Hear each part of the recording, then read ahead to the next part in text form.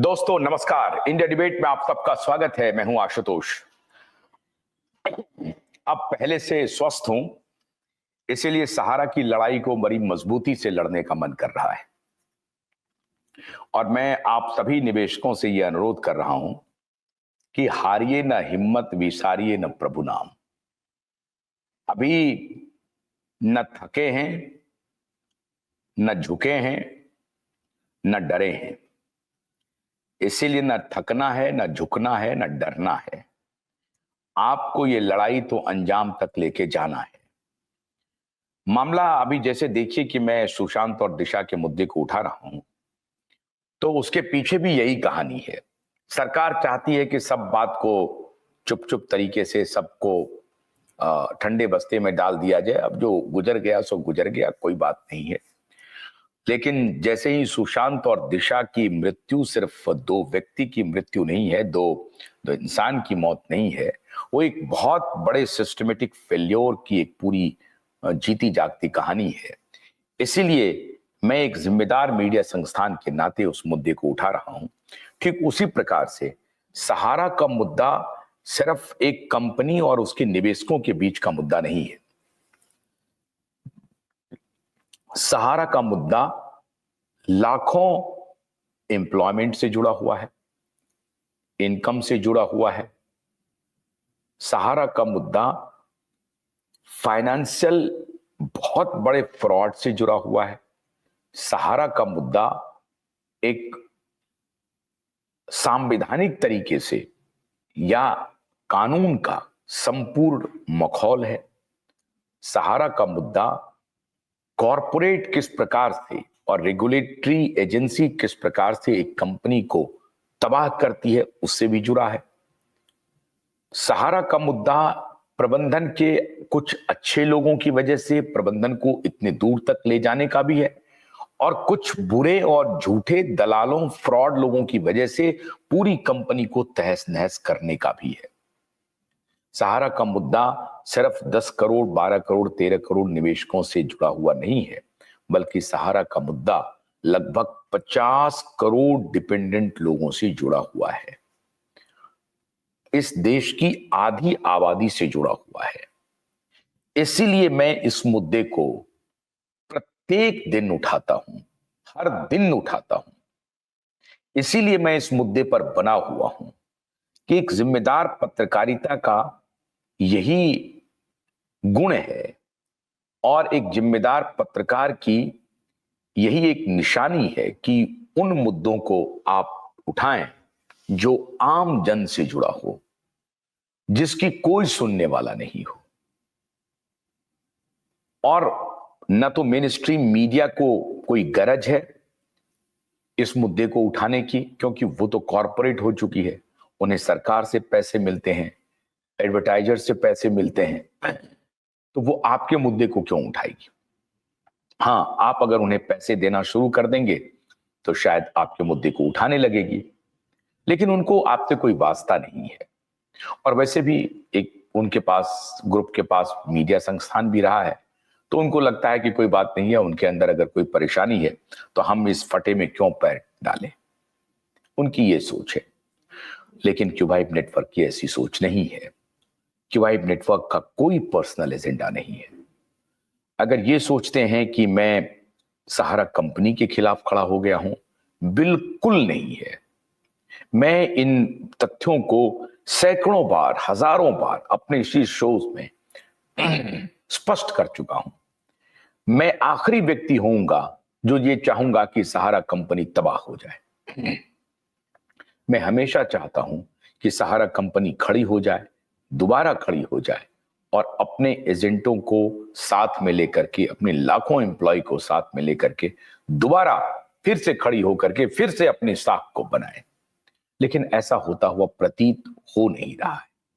इसलिए हमारी मजबूरी है कि इस ये जो बेईमानी है उसके खिलाफ खड़ा हूं। क्यों नहीं हो रहा है? कौन रोक रहा है? कैसे रोक रहा है? आज के दिन में सहारा के असल मालिक कौन है, यही पता नहीं है। अगर सहारा के असल मालिक कोई एक नहीं है, कलेक्टिव लीडरशिप है, तो वो कौन है कलेक्टिव लीडरशिप के लोग, कौन है? क्या सुब्रत रॉय सहारा के परिवार के लोग अब इसमें शामिल नहीं है? क्या जो पहले जो डायरेक्टर थे उनकी कोई भूमिका नहीं है? कुछ सज्जन ने हमें लिख करके कहा कि बंद लिफाफे में भेज दिया गया है सुप्रीम कोर्ट के पास। लिफाफा बंद क्यों होना चाहिए साहब? क्यों बंद होना चाहिए? आपको डर किस बात का है? कुछ गलती हुई है इसलिए डर रहे हैं आप? आरएस दुबे नाम के एक शख्स हैं जो ऑफिशियली अभी हर जगह जो सिग्नेचर होता है उसमें आरएस दुबे का नाम आता है। कहा यह जा रहा है कि आरएस दुबे, अब मुझे पूरी जानकारी नहीं है कि आरएस दुबे शादीशुदा है या नहीं है। उससे ऐसा लगता है कि आरएस दुबे के ऊपर ही सारी जिम्मेदारी आ गई है। बाकी लोग क्या साथ छोड़ गए हैं? ओपी श्रीवास्तव, टीके श्रीवास्तव और जो बड़े अधिकारी हैं वो किधर हैं? एक अनिल सिंह हुआ करते थे, सुब्रत रॉय सहारा के बड़े दोस्त थे, क्लोज थे, वो कहां हैं? उनकी कंपनी में जो उनके प्राइवेट सेक्रेटरी थे वो किधर हैं? उनकी भी बड़ी भूमिका है उस कंपनी में। उनकी पत्नी कहां है? उनके दोनों बच्चे कहां हैं? क्या ये लोग सहारा के सक्सेसर नहीं है? अगर ये लोग सहारा के सक्सेसर नहीं है तो कौन कर रहा है? अगर सहारा के सक्सेसर में या सहारा के मालिकों में इन लोगों का नाम नहीं है तो किसका नाम है?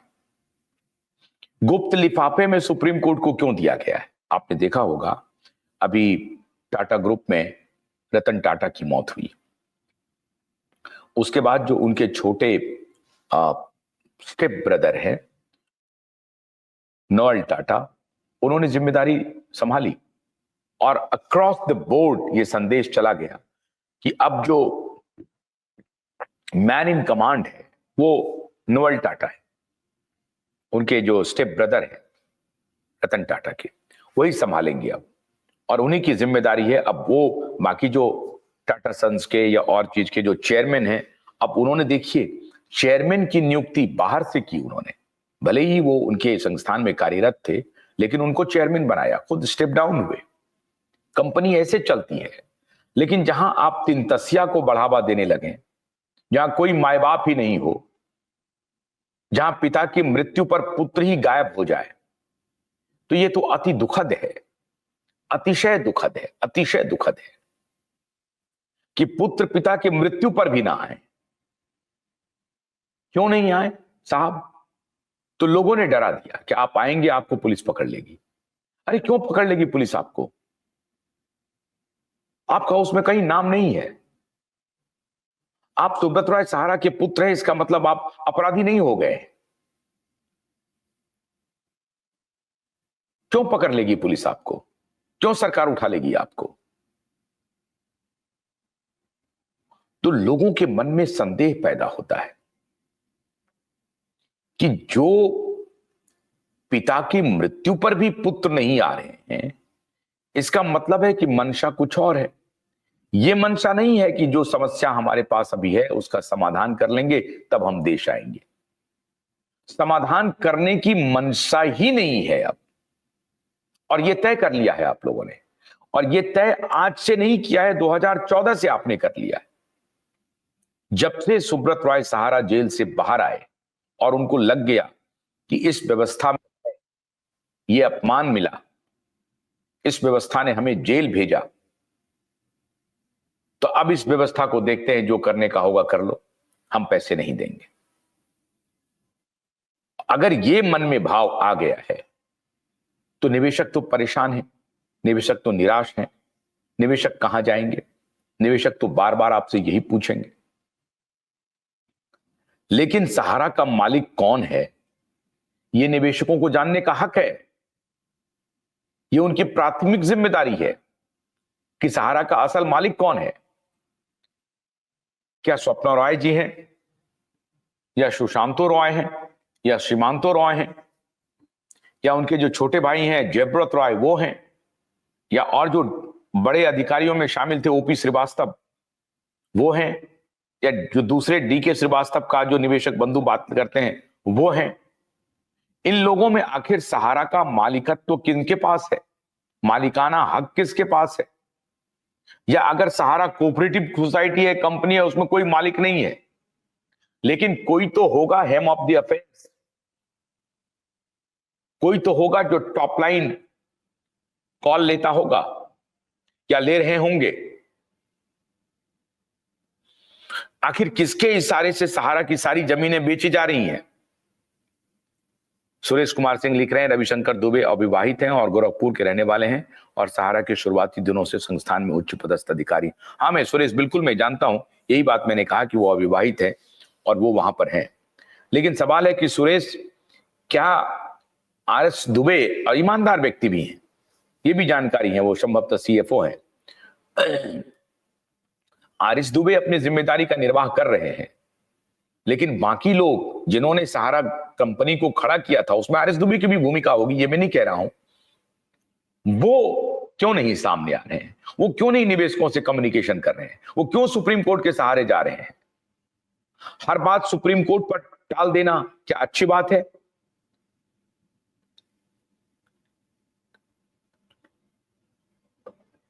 अवधेश यादव लिख रहे हैं कि सहारा समूह मर सकता है लेकिन लोगों का भुगतान करके ही दम लेगा, मैदान छोड़कर नहीं भागेगा। मैं चाहता हूं ये बात,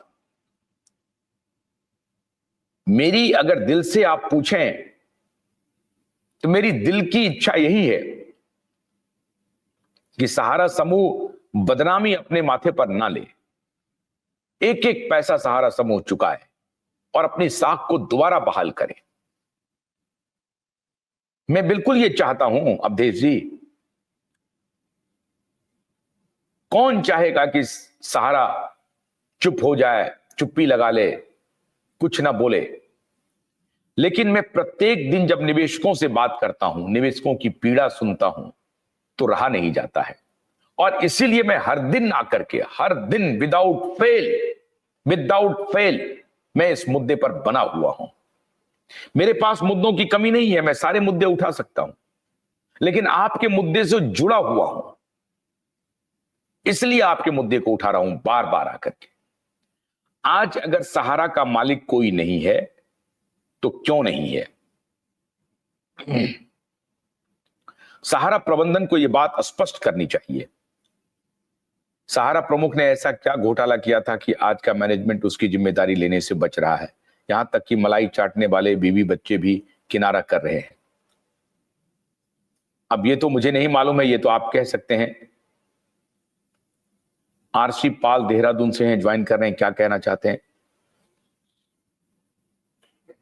नया अपडेट तो यही है साहब कि अभी तक 1500 करोड़ रुपए का भुगतान हुआ है पोर्टल से, और पोर्टल में तो आपको बार बार डिफिशियंसी ही आ रही है। ये जरूर है कि सहारा के कुछ दफ्तर देश भर में खुल गए हैं और वहां 100-200 और किसी किसी का अगर 20-20 अकाउंट है तो 2-2 हजार रुपए, 4-4 हजार रुपए अकाउंट होल्डर जो हैं वो पैसे दे रहे हैं और वहां से डिफिशियंसी दूर हो रही है।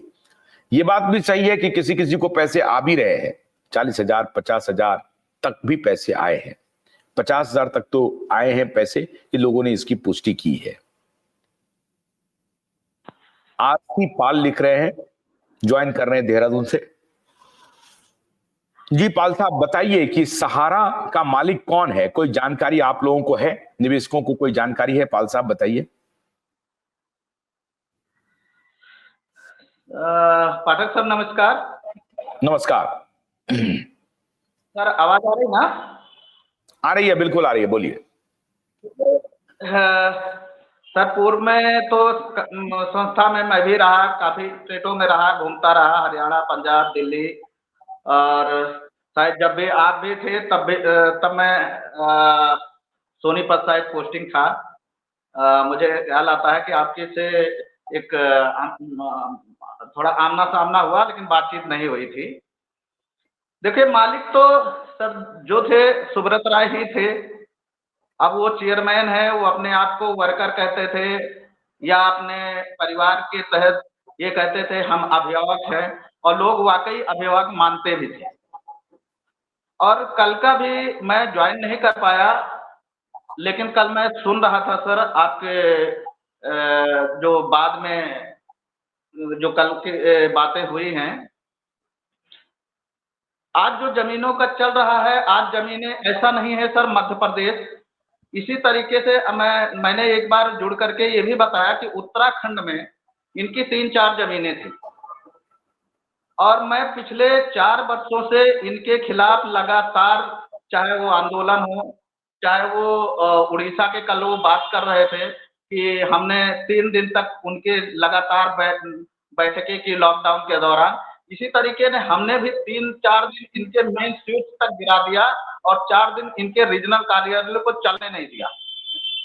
और मैंने कहा जब तक आप मेरा भुगतान नहीं करेंगे, तब तक मैं आपको आपका ऑफिस नहीं चलने दूंगा। जो आपको करना है वो आप कर लीजिए, क्योंकि यहाँ पे सहारा समय का ब्यूरो ऑफिस भी था, यूपी उत्तराखंड, और राष्ट्रीय सहारा का भी यूनिट लगा हुआ है। कहीं न कहीं दोनों लोग इतना ज़्यादा प्रशासनिक अधिकारियों से इन्हीं के माध्यम से सब मैनेज करने की का प्रयास करते हैं। और पिछले 4 वर्षों से मैं देख रहा हूँ कि मैं अकेला लड़ाई इनसे लड़ रहा हूँ। और जो अंधभक्त हैं, ऐसा नहीं है कि देश में, इसी तरह उत्तराखंड में भी है कि आज भी सहारा की इन परिस्थितियों में आने के बाद उन अपने निवेशकों को कि दुख दर्द को ना समझ करके आज भी सहारा के उन रीजनल मैनेजरों को का साथ देने के लिए खड़े हैं। हम चाहे जिला अधिकारी के यहाँ हो, चाहे इनके खिलाफ मैंने सब 4-4 मुकदमे पंजीकृत किया। मैंने जिला अधिकारी देहरादून को लेटर लिख करके मैंने उत्तराखंड पीआईडी एक्ट के तहत इन पे शासनादेश भी जारी कराया। उसके तहत मैंने हरिद्वार की इनकी 555 बीघे जमीन पे रोक भी लगवाया। बट वही जो बंदर अंत चल रहा है कि कहीं ना कहीं शासन प्रशासन और सरकारों का, विधायकों का, मंत्रियों का, इनकी मिली भगत से कहीं ना कहीं उस रोक को हटवाने में कामयाब रहे सहारा इंडिया। जो खरीदने वाले थे, मैंने जो न्यूज़पेपर में या वहाँ के एसडीएम थे, उनका मेरे पास एक वीडियो भी पड़ा हुआ है। जब हम लोगों ने घेराव किया था, तो पूरन सिंह राणा जी थे जो एसडीएम हरिद्वार थे, उन्होंने भी इस बात को कहा कि इस पे रोक भी लगेगी और सरकार और मेरी जिम्मेदारी है कि निवेशकों का पैसा भुगतान कराया जाएगा। लेकिन उसी समय के बाद इनकी अपनी चाल और जो सहारा रियल एस्टेट की जमीनों में खरीदवाने में जो हाउसिंग डिवीजन से सहारा के कर्मचारी रहे, अधिकारी रहे, वो आज भी सहारा में जुड़ करके उनको सब कुछ पता है। अगर इन लोगों की तो सर संपत्तियों की जांच कराई जाए तो जो सहारा से वेतन मिल रहा था, आय से अधिक संपत्तियां इन लोगों के पास निकलेंगी, क्योंकि इन्होंने भी खूब कमीशन खोरी किया है। और आज ये रीजनल मैनेजर या जो मीडिया के लोग आज भी इनके मसले में जुड़े हुए हैं, चाहे वो बेरोजगारी का अभाव है, जो भी है। मैं भी नहीं जानता कि चलो वो बेचारे कहाँ जाएं। चलो 50,000 वेतन वाले को अगर टोकन मनी 20,000 मिल रही तो कर रहे हैं, लेकिन कम से कम निवेशकों को के भुगतान में रोड़ा तो न बने। इतनी अंधभक्ति ना करें कि उन गरीब निवेशक जो लगातार परेशान हैं, रो रहे हैं, बिलख रहे हैं, दर-दर की ठोकरें खा रहे हैं, भटक रहे हैं, उनका साथ देने के बजाय आज उन शासन प्रशासन के पास जाकर के माइनस करने में ये लोग पूरी तरह कामयाब होते हैं। और यही 555 बीघे जमीन, यहाँ पे भी बड़े-बड़े नेता मंत्रियों का इसमें नाम है।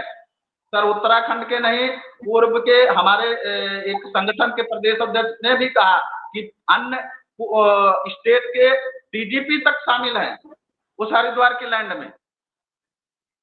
और वहां के जो बिल्डर हैं जिन्होंने खरीदा है, सतीश त्यागी हैं और उनका बेटा अभिषेक त्यागी। जहां पे गेट वगैरह बना के पूरी प्लॉटिंग हो गई, उस पे 2-2 बार हम लोगों ने धरना प्रदर्शन किया, लेकिन शासन प्रशासन सुनने को कहीं तैयार नहीं है। और रीजनल मैनेजर आज भी ऑफिस में बैठ के 1,000 रुपए, 1200 रुपए जो मिनिमम, वो भी कैश के रूप में। कई लोगों को, अपने लोगों को मैंने भेजा कि जाकर के देखो, डिफिशेंसी हटाने के नाम पे रिस्क गारंटी भी नहीं ले रहा कि पैसा मिलेगा, चाहे वो 10,000 रुपये। लेकिन अगर डेफिशिएंसी आ रही, लोग परेशान हैं, तो सोचते हैं चलो कोई रास्ता तो हो, चलो 1,500 रुपये और दे दो, क्या पता निकल जाए, क्या पता 10,000 आए, कल 50,000 आए, 1,000-1,200 रुपये क्या होगा। वो पर डे की डेट में आज वो कहते हैं हमको सैलरी नहीं मिल रही, लेकिन पर डे 5-10,000 रुपये पर डे की दिहाड़ी बना रहे हैं उन गरीब निवेशकों से, 1-1,000 रुपये, 12-1200 रुपये ले रहे हैं सर। और आपने भी एक बार कहा था अच्छा, एक अवधेश यादव है, वो लिख रहे हैं, 1 मिनट सुनिए। सहारा जीत की कगार पर खड़ी है, आज चाहे कि स्थिति कुछ भी कर ले, लेकिन सहारा इंडिया परिवार जीत सुनिश्चित तय है। ये इनका क्या तात्पर्य है कि अदालत में 10,000 करोड़ रुपए जमा कर देंगे, हम लोग तो सब खुश हो जाएंगे अगर सहारा जीत के कगार पर खड़ी है तो? सर ऐसे देखो सर, अंधभक्तों को जवाब देना तो मतलब खुद की हम बेवकूफ़ी समझ रहे हैं कि उनके पास कोई काम नहीं है, उनको खेल खेलना है व्हाट्सएप का, उनको कुछ अपना कमेंट कर देना है, साइड हो जाना है। हमारा और आपका समय बर्बाद कर रहे हैं ये लोग।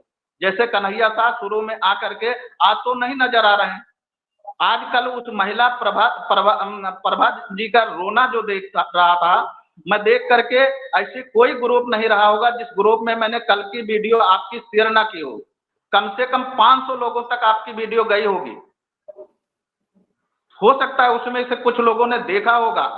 मैंने देखो कि उत्तराखंड में इतने ग्रुप हैं, इतने न्यूज चैनल से मैं जुड़ा हुआ हूँ व्हाट्सएप ग्रुप में, लेकिन उन सब लोगों के पास भेजा कि किसी को तो उनका दर्द दिखाई दे और कोई उत्तराखंड में भी तो आवाज बने उन गरीब निवेशकों का।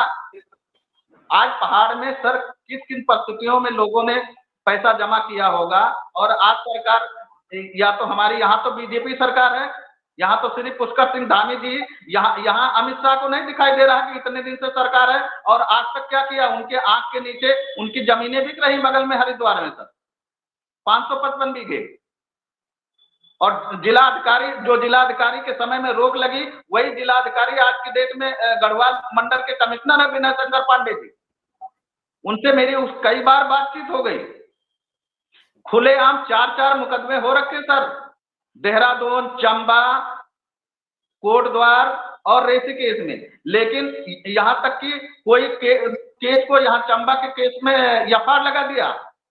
आज 2-2, 2.5 साल हो गए, वो चार्जशीट लगाने को तैयार नहीं है, क्योंकि सब मैनेज हो रहे हैं बड़े अधिकारियों के माध्यम से।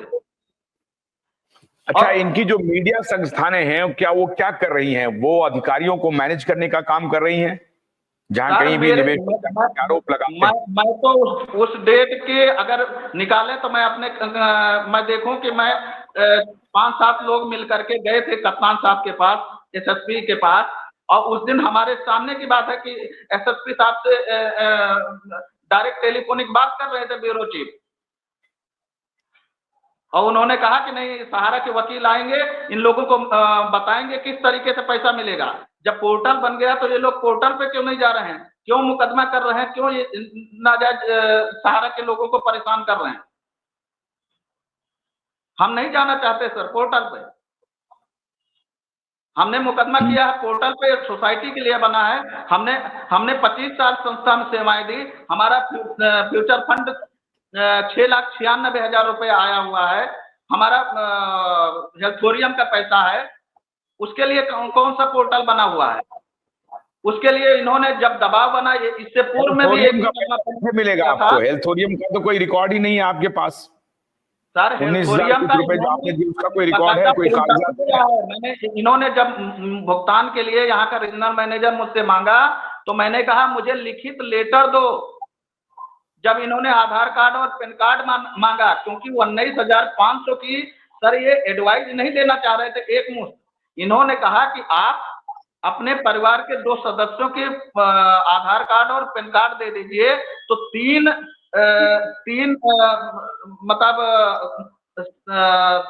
डिवाइड 3 लोगों में डिवाइड होके 19,500 रुपये, लगभग 23,000 के आसपास आएगा। तो मैंने कहा तुम्हें मैं आईडी और आधार कार्ड पैन कार्ड नहीं दूंगा। तो मैंने कहा या तो लिखित दो। तो लिखित लेटर तक है सर रीजनल मैनेजर का।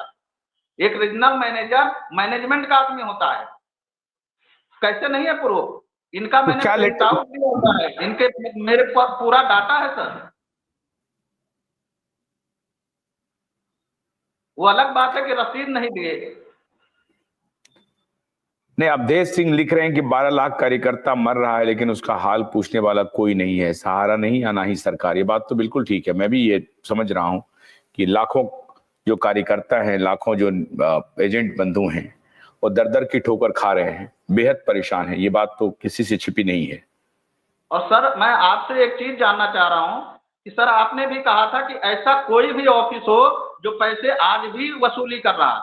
मैं यहाँ के रीजनल मैनेजर, कोई यहाँ का ब्रांच मैनेजर बाबू नहीं ले रहा, चपरासी नहीं ले रहा। 1,000 रुपए सहारा के ऑफिस में किराया न देने की वजह से ऑफिस बंद हो गया, लेकिन जो सहारा लाइफ इंश्योरेंस का ऑफिस है उसमें बैठ के 1,000 रुपए डिफरेंसी के नाम पर रोज वसूल रहा। इसके खिलाफ मैंने तो मुकदमा पंजीकृत किया है इसी थाने में, लेकिन थाना इंचार्ज ही सुनने को तैयार नहीं, कप्तान सुनने को तैयार नहीं है, आईजी सुनने को नहीं तैयार है, तो आदमी जाए तो कहाँ जाए?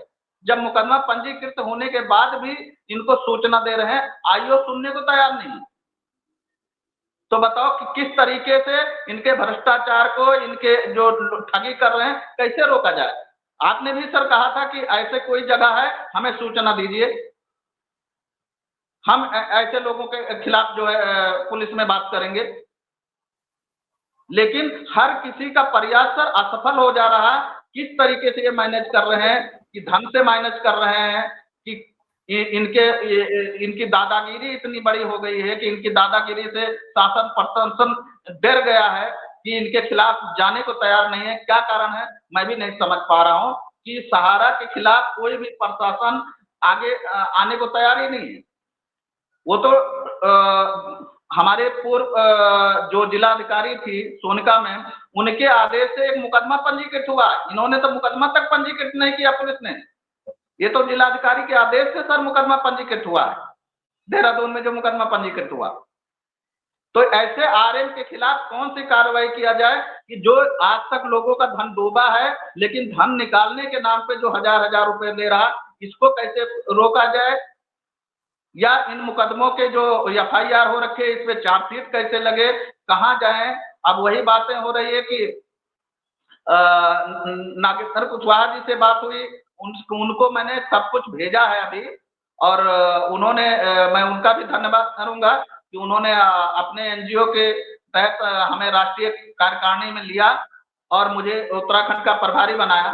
उसी पे आज हम मीटिंग के लिए ऑफिस में बैठे भी थे कि कुछ लोग आए और मैं उनको कुछ लोगों को और एनजीओ के साथ जोड़ करके और कुछ लेटर पैड वगैरह प्रिंट करके और मैं उनसे कहूं कि सर इसको भी ये सुप्रीम कोर्ट ले जाया जाए चारों मुकदमों को, क्योंकि पुलिस कहीं से कोई कार्रवाई करने के तैयार नहीं है सहारा पे।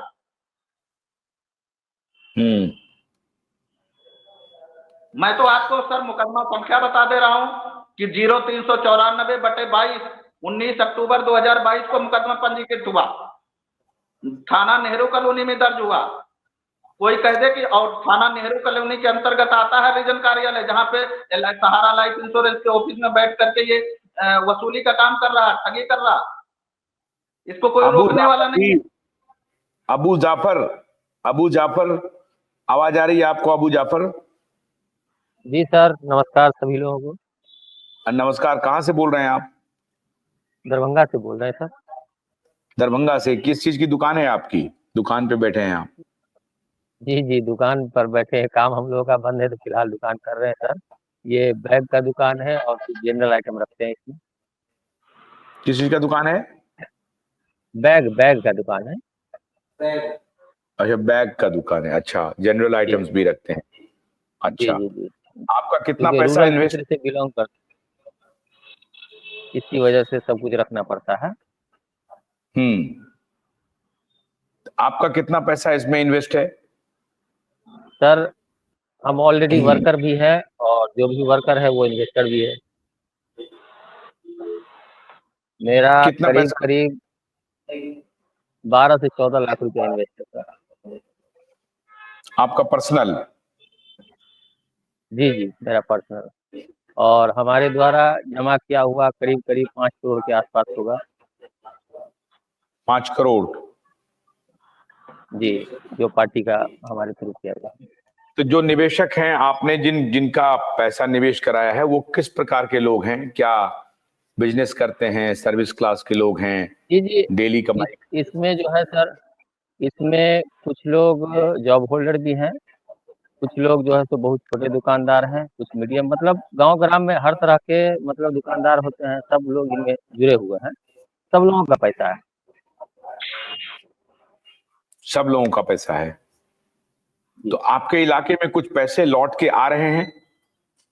10,000, पहले तो वो 50,000? 10 हाँ, जी, जी, जी। पहले वो 10,000 वाला कुछ लोगों को आया था। अभी 1 से डेढ़ महीना के अंदर में कुछ लोगों को 50,000 का अमाउंट जो मिला हुआ है, वो कुछ-कुछ लोगों को मिल रहा है। कुछ लोगों को मिल रहा है 50,000 का अमाउंट। अच्छा। जी, जी। हम्म। तो आपके जो निवेशक हैं, जो 5 करोड़ आपने निवेश करवाया है, उनमें से किसी को आया पैसा? मेरे पर्सनल निवेशक में 2 आदमी का आया है। एक आदमी का 32,200 रुपया और एक आदमी का 9416 रुपया बस, जो उनका मूलधन था। अच्छा, जो मूलधन था, ये उन्होंने 32,000 रुपए कब जमा किए थे और कितने दिन के बाद ये आ गया? ये 2018 में उनका जमा हुआ था हम्म। और अभी पिछले महीने आया, नवंबर में, 16-17 तारीख को। अच्छा, तो जो पैसे 2010 में, 8 में, 12 में जमा हुए थे, वो सारे पैसे लोगों के आ गए? अगर 2018 2016 तक सर, तो 2016 तक जिस ब्रांच से हम लोग जुड़े हुए थे सर, एफसी ब्रांच है, तो वहाँ क्योंकि फील्ड से काम होता था, तो ब्रांच के थ्रू ही लेन-देन होता था। तो उस वक़्त तक करीब-करीब ठीक था। और दरभंगा जिला में हम लोग का मिथिलांचल रीजन में ब्रांच पड़ता था, तो यहाँ का मेरे ब्रांच का कलेक्शन ठीक था। तो कलेक्शन ठीक था तो पेमेंट में दिक्कत नहीं हो रही थी। बाद में वो लॉकडाउन के टाइम से ज़्यादा परेशानी थी। हम्म। अच्छा, कलेक्शन ठीक था जी। तो दिक्कत नहीं हो रही थी। मान लीजिए, हम ये समझना जी, जी, चाहते जी। हैं हाँ। कि मान लीजिए कि हुँ, 100 लोगों का आपको पैसे की देनदारी है, फिर नए 100 लोग हुँ, आ जाते हैं, तो वो नए 100 लोग का पैसा पुराने 100 लोग को दे देते हैं। फिर जो पुराने 100 हुँ। लोग आए, फिर एक नए 100 लोग को पकड़ते हैं, फिर नए 100 लोग का फिर उस पुराने 100 लोग को दे देते हैं, और फिर 100 लोग का पैसा फिर अगले 100 लोग को दे देते हैं। तो ये साइकिल तो चलिए समझ में आती है, लेकिन जो पहला जी, जी। पैसा जो कंपनी के पास गई, वो पैसा हुँ। कैसे लौटता है? उस पैसे के लौटने की कोई संभावना नहीं है क्या, या ये रोटेट हो रहा है? मान लीजिए कि आपने 100 लोगों का निवेश करवाया और 100 लोगों की मैच्योरिटी 2 जी, साल के बाद पूरी हो रही है, तो आपको कहा जा रहा है कि भाई 100 लोगों की मैच्योरिटी जो है वो 2,000 रुपया है। अब ये 2,000 रुपया कंपनी जी, नहीं दे रही है, आप ही को कहा जा रहा है कि जी, 2,000 रुपया कोई नया क्लाइंट से लेके आओ, और वो पैसा जी। कंपनी में नहीं जमा होगी, वो पैसा हम आपके पुराने क्लाइंट को दे देंगे, और फिर जो नया हुँ। क्लाइंट है उसके लिए 2 साल का हमको कुशन मिल जाएगा, है ना? जी, जी, बीच बीच में फिर दूसरा जी। नया क्लाइंट पकड़ लेते हैं, और फिर नया क्लाइंट का पैसा फिर इस क्लाइंट को दे देते हैं। तो ये रोटेशन चलता रहा। ये फाइनेंस में हम समझते हैं कि ये रोटेशन चलते रहता है, लेकिन जी, जी। इस रोटेशन में उनको पता था, सहाराश्री को, कि इसमें एक समय ऐसा आएगा जब ये हम विशियस सर्किल में पड़ जाएंगे। जो हम पैसा जी। कंपनी में ले रहे हैं, अगर हम उसका रिटर्न नहीं कर पाएंगे तो हमको दिक्कत होगी, और इसीलिए वो अपने कंपनी को डाइवर्सिफाई कर रहे थे। और बार बार अपने इंटरव्यू में वो कहते भी थे कि हम चाहते हैं कि अपने लड़कों को परमानेंट सॉल्यूशन दे दें, उसको कहीं ना कहीं इंगेज कर दें। तो आपको इस बात का एहसास था कि आप लोग भी यही काम कर रहे थे? एक का लाया दूसरे को दिया, दूसरे का लाया तीसरे को दिया, तीसरे से लाया चौथे को दिया?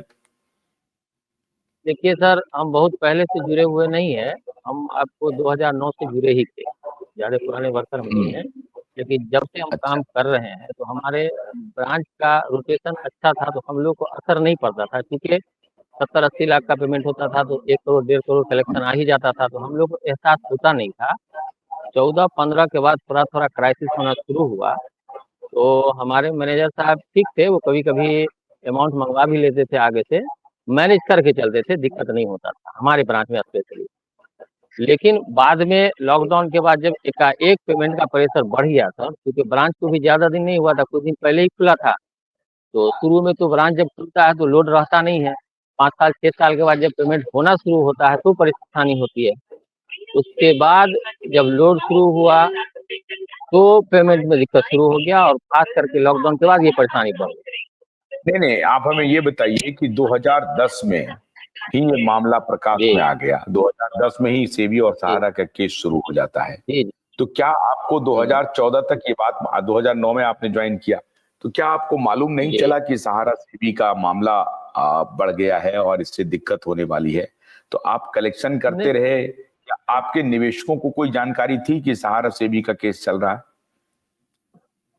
निवेशकों को जानकारी तो मतलब न्यूज़ के माध्यम से हो ही गया था, लेकिन ग्रामीण क्षेत्र में सब लोग इतना ध्यान नहीं देता है। कहीं भी पेमेंट अगर मिलता रहता है तो कोई ऑब्जेक्शन होता नहीं है, पेमेंट रुकने के बाद ऑब्जेक्शन होता है। हम लोगों को रियल एस्टेट वाला जो मामला हुआ था, तो कन्वर्जन वाला जो मामला आया, तो एक बुक पकड़ा दिया गया ब्रांच में।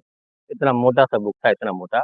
उसमें सारा लिस्ट था कि इन लोगों को एजेंट वाइज़ कर दिया गया कि आप लोग अपने-अपने एजेंट से पार्टी से ये पेपर लेकर के आइए पुराना वाला, उसको चेंज करके नया दे दीजिए, नहीं तो पैसा नहीं मिल पाएगा। इस स्कीम पर केस हो गया है और नया पेपर दे दीजिएगा तो ये पेमेंट बाद में आराम से हो जाएगा। तो हम लोग को जो आदेश मिलता था ऊपर से उस हिसाब से काम करते थे, पार्टी को आके समझाए, पार्टी भी विश्वास पे काम होता था तो वो लोग एक बार में दे दिए और सब चेंज करवा के दे दिए। फिर जब दोबारा कन्वर्जन के लिए पेपर दिया गया सोसाइटी में लाने के लिए, इस शॉप से सोसाइटी में लाने के लिए, उसके बाद हम लोग ब्रांच मैनेजर से ऑब्जेक्शन किए कि सर ये अच्छी बात नहीं है, पार्टी का भुगतान हो जाए तो ठीक रहेगा। क्योंकि बार-बार रीइन्वेस्ट करना और बाय प्रेस समझा के, बुझा के, विश्वास में लेकर के कि अभी करा लीजिए बेनिफिट अच्छा मिलेगा, इस पर भी जो है सो थोड़ा-सा मामला चल रहा है। किसी तरह से बरगला करके ही कहा जाए इसको, पार्टी को माइंड वॉश करके उससे काम हम लोग करवाए, ठीक है? और जैसे डेली कलेक्शन का पेमेंट था, वो सब पेमेंट होता था, आरडी का पेमेंट था, वो सब पेमेंट होता था। ये सारा मामला एफडी के पेमेंट में हुआ। तो नहीं, तो लोगों को, गांव वालों को कुछ मालूम ही नहीं था। और जब 2012 में कन्वर्जन हो रहा था तो आप लोगों को कहा गया कंपनी की तरफ से कि सारा पैसे कन्वर्जन कर दीजिए, पैसा लौटाना नहीं है, जिसकी मैच्योरिटी पूरी हो रही है। हाँ, हाँ, वो मतलब यही कहा गया कि इसको अभी कन्वर्जन करवा दीजिएगा, सोसाइटी में आ जाएगा। तो क्योंकि हम लोग का और उस सोसाइटी में कन्वर्जन काम के हो बदले रहा है में तो आप लोगों को कमीशन भी मिला। हाँ, कमीशन तो मिला ही था, बगैर कमीशन के काम थोड़े होता था, सब में कमीशन क्या होगा। कितना कन्वर्जन कराए आप कितना कन्वर्जन कन्वर्जन कर? में हाँ, हाँ, वही 1 करोड़ के आस-पास का कन्वर्जन हम करवाए थे सर। 1 करोड़ के आसपास। तो कितना कमीशन मिला आपको? 5% कमीशन मिलता था सर उसमें। तो 5 लाख मिला आपको कमीशन। और बाद में सर हम लोग का कमीशन भी तो रीइन्वेस्ट हो गया था। ये 12-14 लाख जो हम बोले मेरा अपना है, उसमें कुछ पैसा के साथ-साथ में हम लोग का कमीशन भी रीइन्वेस्ट। तो ये कमीशन भी आपको कहा गया कि ये भी इन्वेस्ट कर दीजिए, अभी कंपनी क्राइसिस में है, जी, ऐसा कहा गया? जी, जी, जी। हम्म, अच्छा। तो कन्वर्जन हो रहा था और आप देख रहे थे, आपको लोभ हो रहा था कि चलो कमीशन मिल रहा है तो कन्वर्जन करा देते हैं। यही सारे जी। सारे कार्यकर्ताओं ने यही किया। हाँ, करीब-करीब यही हुआ है। अच्छा, तो ये जो हुआ, तो उस वक्त आप लोगों को ध्यान में था कि ये बहुत बड़ा फ्रॉड हो रहा है, बहुत बड़ी गलती हो रही है, निवेशक इसमें मारे जाएंगे, हमारा भी पैसा, कार्यकर्ता का भी पैसा डूबेगा? या कार्यकर्ता उस वक्त ये देख नहीं पाए इन चीजों को कि इतनी बड़ी धांधली होने वाली है? ये नहीं जी। देख पाए, समझ नहीं पाए, आप लोग समझ नहीं पाए? ठीक है। सेकेंड राउंड का री-इन्वेस्ट का मामला जब आया सर, क्यूज सोप को फिर से सोसाइटी में लाने के लिए, आर्यन यूनिवर्सल में लाने के लिए, उस वक्त हम लोग पूरे वर्कर का ग्रुप मैनेजर से ऑब्जेक्शन किए थे कि सर सेकेंड राउंड में री-इन्वेस्ट करा रहे हैं, ये अच्छी बात नहीं है। अगर पेमेंट हो जाता तो ठीक रहता। तो नहीं, उस किस चीज वक्त में में इन्वेस्ट करवा रहे हैं? 3-4 एक स्कीम, मिनट, किस में इन्वेस्ट करवा रहे हैं? सहारा क्रेडिट कोऑपरेटिव सोसाइटी, हमारा credit cooperative society, Saharayan universal society, ये 3 सोसाइटी में होता था, और सहारा क्रेडिट में एक स्पेशल फिक्स स्कीम लाया गया था जो सिर्फ 18 महीना का था। तो कहा गया था कि कुछ दिन के लिए करवा दीजिए और केस ठीक हो जाएगा, सब पैसा वापस आएगा तो लोगों को बुला करके पेमेंट दे दिया जाएगा। ये हमारे मैनेजर साहब का काम है, क्योंकि हम लोग मैनेजर साहब पर बहुत विश्वास करते थे और वो अच्छे व्यक्ति हैं। अभी तक हम लोग को सहयोग, अभी भी बातचीत होती है, करते हैं। अभी वो बेड रेस्ट में है, वो सहयोग करते थे, उसमें कोई दिक्कत नहीं है। लेकिन जो ब्रांच का काम होता है, उनका काम है बिजनेस करवाना, था हर तौर से बिजनेस करवाते थे। तो उनको हम लोग बोले थे, तो वो बोले कि 1.5 साल वाला स्कीम में करवा दीजिए, केस का मामला सोल्व हो जाएगा, सब लोग को बुला करके पेमेंट दे देंगे। अच्छा, ऐसे भी खबरें आ रही हैं कि जिनकी मैच्योरिटी हुई उनका तो कन्वर्जन हुआ ही, या जिनकी मैच्योरिटी नहीं थी उनको भी कन्वर्ट करा दिया। मान लीजिए कि जिनकी मैच्योरिटी है, मान जी हाँ, लीजिए 1 साल के बाद, क्या उनका भी जी सारा कन्वर्जन हो जी गया? जी हाँ, इस टाइप का भी केस आया है, सही बात है। उसको डिमांड करके मंगवा लिया जाता था प्री मैच्योरिटी, और जीके फिर तिवारी बिजनेस जी करवा कहाँ दिया। गए?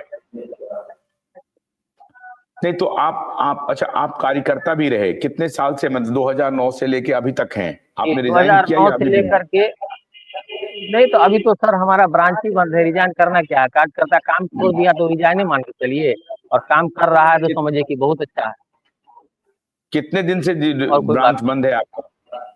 कितने दिन से हमारे बंद है? यहाँ तो सर, जब हमारे यहाँ जब सोसाइटी सीआरसी की तरफ से काम बंद कर दिया गया, एनआई बंद कर दिया गया, उसके बाद से हमारे यहाँ काम बंद है।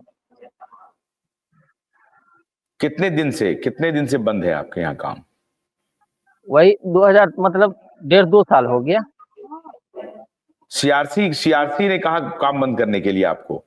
सीआरसीएस के तरफ से जब ऊपर से ही रोक लग गया, एनआई बंद हो गया था, रिन्यूअल भी बंद हो गया था, उसके बाद हमारे ब्रांच में काम बंद हो गया। जी, लेकिन लोग कह रहे हैं कि अभी भी लोग पैसे जमा कर रहे हैं, क्या दरभंगा में भी इस तरह क्या, की बात हो रही है? हाँ, जो जो ब्रांच खुला हुआ है वहाँ होता होगा, हमारे यहाँ का ब्रांच बंद। जो ब्रांच और खुला हुआ वहां आज भी लोग पैसे जमा कर रहे हैं?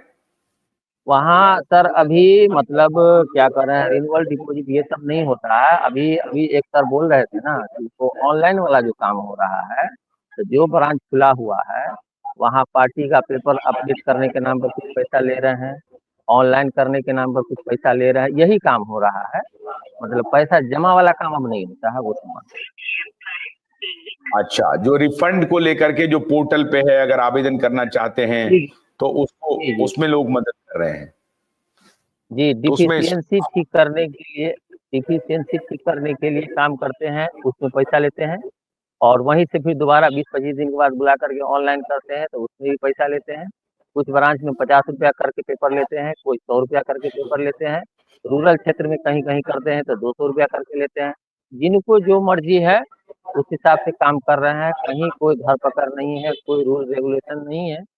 असल में सर परेशानी तो बहुत ज़्यादा है, हम आपकी डिबेट से हमेशा जुड़ते हैं। आपके और आप सब लोगों का जो सहयोग है, मदद है, उसको बहुत सराहना कर रहे हैं। बस सिर्फ धन्यवाद देने के लिए आज हम जुड़े हैं, क्योंकि दुकान पर बैठते हमेशा हमेशा कस्टमर आता रहता है, तो बात करने में परेशानी होती है। हमेशा आपको देखते रहते हैं और सब लोग सुनते हैं। हमारे जुड़ने का असल मकसद यह था सर कि 2 मिनट आपसे ले सकते हैं? हाँ, बोलिए बोलिए। हाँ, असल सर हम ये चाहते हैं कि मशविरा है, सरकार छोटी-छोटी सोसाइटी को बहुत संरक्षण देते हैं, और डिस्ट्रिक्ट लेवल पर, स्टेट लेवल पर छोटा-छोटा सोसाइटी बना के देते हैं कि उस पर धन संग्रह हो, उससे समाज में, सोसाइटी में ही लोग लेन-देन करें और डिस्ट्रिक्ट डेवलप हो, स्टेट डेवलप हो। हमारा ये मशविरा था कि इतनी बड़ी सोसाइटी है, गलती की है वो अब सब लोगों के सामने आ गया, इसमें कोई सहारा का अगर समर्थन करता है तो वो गलत है, क्योंकि ये गलती किया है, इतनी बड़ी परेशानी में है। कहने का मतलब है कि गलती क्या है, उसको फाइन हो, सज़ा हो, लीगल जो हो रहा है वो होना चाहिए, कोई दिक्कत नहीं है, उसमें सहारा का समर्थन नहीं है। जो गलती किया उसका सज़ा होना चाहिए। सोसाइटी जो इतनी बड़ी है देश के लेवल पर, इसको सरकार को, न्यायपालिका को सहयोग करके, नहीं हो तो टेक ओवर करके इसको चलाना चाहिए, ताकि हम लोगों के रिकॉर्ड के हिसाब से 12 लाख वर्कर काम कर रहे थे।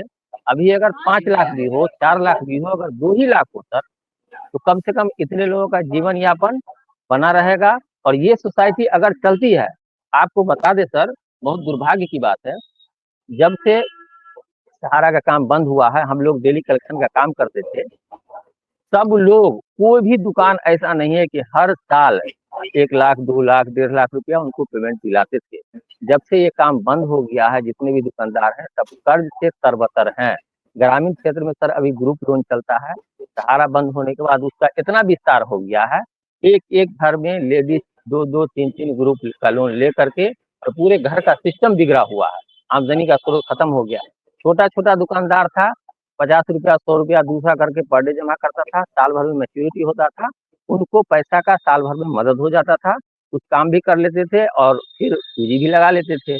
उसके बाद जब से सहारा का कलेक्शन बंद हुआ है, ग्रामीण क्षेत्र में खास करके बहुत ज़्यादा लोग टॉर्चर हो रहे हैं, खास करके हम लोग भी 100-200 रुपया करके हम अपने दुकान से भी जमा कर देते, क्योंकि मेरा दुकान भी पार्ट टाइम था और उसमें भी काम कर देते।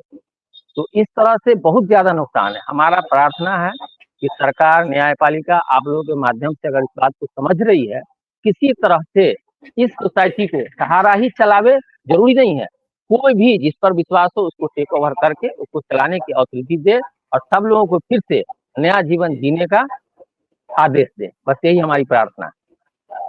बहुत बढ़िया सलाह है आपकी। मैं बहुत ईमानदारी से आपकी सलाह को मानता हूं, और मैं भी, ये जो आपने कहा है बहुत बढ़िया कहा है कि इतने लाखों लोग आज बेरोजगार हो जाएंगे, तो उनको अगर, उनके रोजगार को अगर कंटिन्यू रखना है तो इसका मतलब कंपनी को बंद करने से नहीं होगा, कंपनी को खोला जाए, कंपनी के ऊपर सर्विलांस रखा जाए कि कंपनी गलत ना करे। और अगर आपको मान लीजिए सहारा पर भरोसा नहीं है तो किसी और कंपनी को दे दिया जाए, लेकिन उन्हीं एजेंट का जो आज 15 साल से 10 साल से काम कर रहे हैं, उनको काम करने का मौका मिले और इसका जो लेजिटिमेट ऑपरेशन है वो चलता रहे, कि कोई अगर पैसा लाता है उनको कमीशन मिले, पैसा जमा हो उसका इंटरेस्ट मिले, उसको सही समय पर उसका फिर भुगतान हो जाए। तो ये काम, अब दिक्कत ये है कि सरकार इसको करेगी कि नहीं करेगी, सरकार करेगी तो किस रूप में करेगी, सरकार किसी को देगी, उस पर नियंत्रण रखेगी, क्योंकि सवाल है कि अगर मार्केट से, बाजार में पैसे आप उठाते हैं, मान लीजिए उस पैसे को कहीं ना कहीं निवेश करेंगे, उस पर आपको कुछ इनकम होगा और फिर उस इनकम का डिविडेंड आप अपने निवेशकों को देते हैं। इनकम से जो लाभ होता है उस लाभ का लाभांश आप बांटते हैं अपने निवेशकों में। तो ये इंपॉर्टेंट बात है। अब सहारा का ये स्ट्रक्चर, सहारा इस मोड में जा ही रही थी कि सहारा फंस गई। जब वो बड़े स्केल पर कुछ करना चाहती थी, और मैं नहीं मानता हूं कि मान लीजिए कि अगर उनका हाउसिंग प्रोजेक्ट कामयाब हो गया होता तो मैं समझता हूं कि निवेशकों की ये दुर्गति नहीं होती, कि तो मैं भी मानता हूं, क्योंकि मैं फंडामेंटल्स की बात कह रहा हूं, मैं उनकी नीयत का मुझे नहीं मालूम, मुझे अब उनकी नीयत क्या थी, पैसे लेके भागने की थी, या ये जो 217 शहरों में जो सहारा सिटी होम्स लेकर के आए थे तो प्रोजेक्ट बनाने में था या नहीं था। मैं ऐसा नहीं मानता हूं, बनाने की तो जरूर नीयत होगी, लेकिन वो कर नहीं पाए। अब ये जो आपने सलाह दिया है कि सरकार को इस ऑपरेशंस को जारी रखना चाहिए, बिल्कुल जारी रखना चाहिए, क्योंकि रिजर्व बैंक ने खुद कहा था, तारीफ की थी सहारा की, कि जो स्मॉल सेविंग्स को इस तरह से आप प्रमोट करते हैं, छोटे छोटे कामगार जो लोग अपना दिहाड़ी 25 रुपया 50 रुपया 100 रुपया 200 रुपया जमा करते हैं पर डे के हिसाब से, और उनको अगर एक मुश्त कभी ये पैसा मिल जाता है तो ठीक बात है कि उनका काम हो जाता है। इस लिहाज से तो मैं समझता हूं कि ये काम जरूर होना चाहिए, लेकिन ऐसी परिस्थिति में होगा कैसे जब आप निवेशकों के पैसे दे ही नहीं रहे हैं, तो कैसे होगा, तो कैसे होगा? अबू जाफर साहब बोलिए। एक बात ये बोलना चाह रहे हैं, कोई भी ग्रामीण क्षेत्र में हो या शहरी क्षेत्र में हो, अगर दुकान करता है, 10 लाख का उसके पास पूंजी है या 20 लाख का पूंजी है दुकान में, उसके एवज में किसी भी बैंक से 15 लाख 20 लाख 30 लाख 50 लाख का लोन मिल जाता है और वो आगे बिजनेस सर्वाइव करता है। सहारा के पास जो देखने में आ रहा है, जो दिखाया जा रहा है 5 लाख 6 लाख करोड़ का एसेट है, मान लेते हैं सर 3 लाख करोड़ का ही एसेट है, इसके एवज में 50,000 करोड़ 1 लाख करोड़ एसेट मतलब लोन का व्यवस्था करके मदद करके गवर्नमेंट को इसको फिर से कंटिन्यू करना चाहिए। उससे क्या होगा सर कि ये फिर से सरवाइव करेगा, पार्टी का भुगतान हो जाएगा। पार्टी का भुगतान सर पार्टी हर स्केल में लेने के लिए तैयार है। अगर इंस्टॉलमेंट में दे दे कि किसी का 1 लाख का पेमेंट है उसको 10 महीना में 10,000 करके दे देगी, उसको भी तैयार है। और देखिए, सर हाँ, और ये जी जी नहीं आप मुजफ्फर साहब ये कह रहे हैं, ये तो वही हुआ बात कि कोई रेपिस्ट है, आप उसको कह रहे हैं कि अब इससे गलती हो गई है, आप इससे शादी करवा दीजिए। ऐसा नहीं नहीं होता सर सॉरी नहीं सॉरी, वो मेरे कहने का मकसद ये नहीं था सर। हम फिर वही कह रहे हैं कि सहारा का काम सहारा के हाथ में जाए, ये हम नहीं चाह रहे हैं। सहारा में जो काम हो रहा था, जैसे पेमेंट आ रहा था जा रहा था, संस्था चालू रहना चाहिए, टेक ओवर कर दे, किसी को दे दे, ये चालू रहना चाहिए। सोसाइटी देखिए सर, अमित शाह जी के द्वारा सोसाइटी का निर्माण इसीलिए किया गया था कि समाज से पैसा वसूल करके और समाज में लोगों को लोन दिया जाए, और उसके इंटरेस्ट से ये सोसाइटी चलता रहा, सबको एक दूसरे में मदद होता रहे। मेरे कहने का मकसद ये है सर, ये इतना बड़ा सोसाइटी है, ये किसी तरह से जिंदा रहना चाहिए, और जो गुनाह किया है, जो गलती किया है, उसको जो भी सजा हो संविधान के अनुसार वो मिलना चाहिए। हम कभी भी ये नहीं कह रहे हैं कि जो गलत किया है उसको बचा देना चाहिए, उसको सजा होना चाहिए, लेकिन संस्था बचे, इस बात पर सबको ध्यान देना चाहिए, मंत्रालय को, सरकार को, नियामक को, हमको, आपको, सबको, क्योंकि बहुत लोगों का जीवन इससे जुड़ा हुआ है। कल एक दीदी रो रही थी, वो भी हम सुने, एक भाई साहब उड़ीसा से पूछ रहे थे, बहुत तकलीफ हो रहा है, हम लोग खुद तकलीफ में है सर।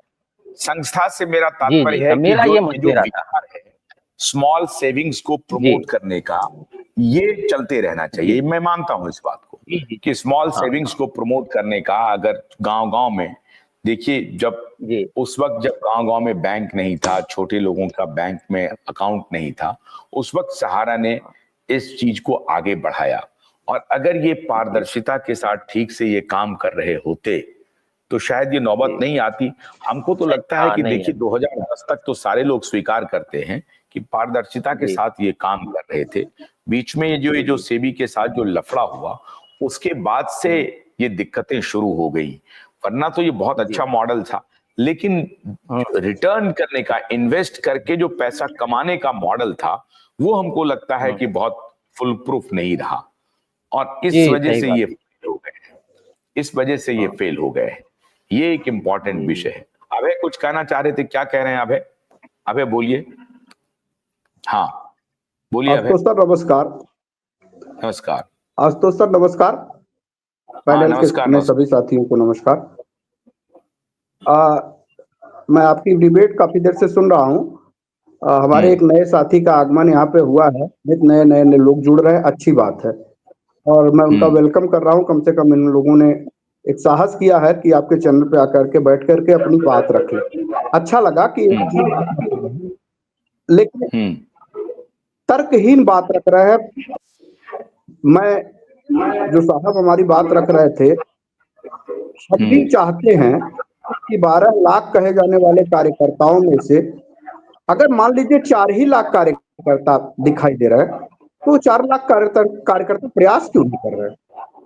उनको प्रयास करने को में किसने रोका है कि कंपनी चले? किसने रोका है? और दूसरी बात यह है कि सहारा का प्रबंधन तंत्र अभी एक बहुत अच्छा आपने मुहावरा प्रस्तुत किया है कि वही रेपिस्ट को कह दीजिए कि इससे शादी हो जाए। तो आपने तो मुहावरा बहुत अच्छा दिया, लेकिन 2 कदम और आगे इन्होंने एक जिक्र किया कि व्यवसाय करने वाले लोग अपनी दुकान खोलते हैं तो उसमें पूंजी लगाते हैं, और पूंजी लगा करके फिर लोन लेते हैं। सही है, लोन लेते हैं, लेकिन लोन लेने के बाद वो लोन भरने की भी प्रक्रिया है। अगर वो नहीं भरते हैं तो उनके खिलाफ आरसी कटती है, उनकी कुर्की नीलामी होती है, और तमाम परिस्थितियां निर्मित हो जाती है। तमाम परिस्थितियां निर्मित, शायद इन्होंने और भी एक शब्द कहा है, बहुत अच्छा लगा, मैं उनकी सारी बात बहुत अच्छे से कंसीडर कर रहा हूँ। इन्होंने कहा हमारे मैनेजर साहब बहुत अच्छे हैं। हमारी बड़ी मदद करते थे, आपकी बड़ी मदद करते हैं, लेकिन उन्होंने निवेशकों की आपके द्वारा जो लगाए गए पैसे थे उसको निकलवाने के लिए उन आपके मैनेजर साहब निवेशकों की कितनी मदद करते हैं? आपकी मदद कितनी? लायबिलिटी तो होगी ना 3-4 हजार करोड़ रुपए की आपके मैनेजर साहब, सॉरी 3-4 करोड़ रुपए की मैनेजर साहब की और आपकी मिला के, उसको निकलवाने का उन्होंने कौन सा प्रयास किया?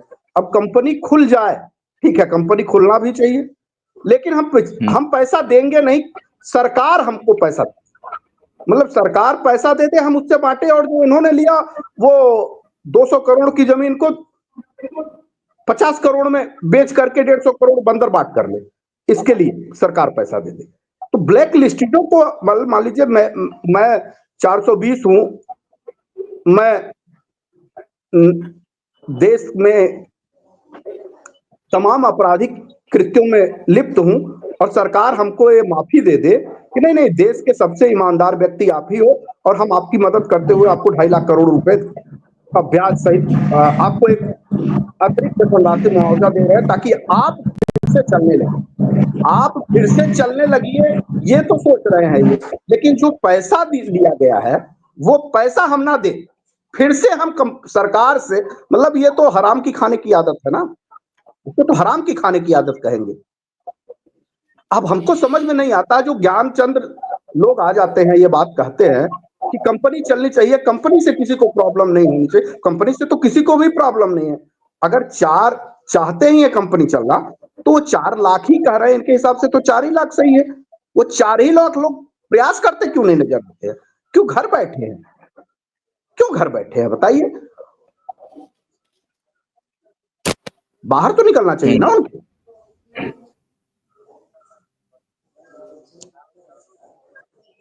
अब चूंकि मैं आ जाता हूं तो जवाब दे देता हूं तो दिक्कत होने लगती है। अब मैनेजर साहब बहुत अच्छे हैं, लेकिन मैनेजर साहब 400 करोड़ रुपए लगवाए हैं, मैनेजर साहब वो 400 रुपए निकलवाने के कोई प्रयास नहीं कर रहे हैं। मैनेजर साहब बहुत अच्छे हैं।